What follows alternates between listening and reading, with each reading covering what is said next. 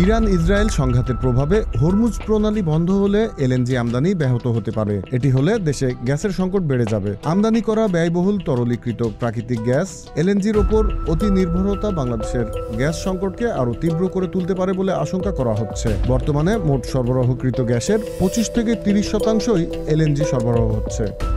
তথ্য উপাত্ত বলছে, বাংলাদেশ দীর্ঘমেয়াদী চুক্তির আওতায় কাতার ও ওমান থেকে এলএনজি আমদানি করে। কাতার থেকে এলএনজি আমদানির একমাত্র পথ হরমুজ প্রণালী। প্রতি বছর এই সমুদ্র পথ ধরে অর্ধশতাধিক এলএনজিবাহী কার্গো আসছে দেশে। জ্বালানি বিশেষজ্ঞরা বলছেন, হরমুজ প্রণালী ইরান দীর্ঘমেয়াদে বন্ধ করে দিলে বাংলাদেশে এলএনজি আমদানির স্বাভাবিক কার্যক্রম ব্যাহত হওয়ার শঙ্কা রয়েছে।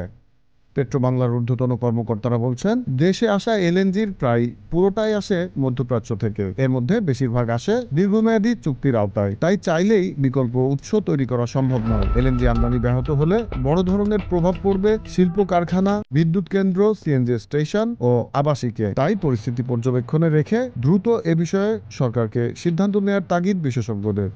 Z news, Dhaka.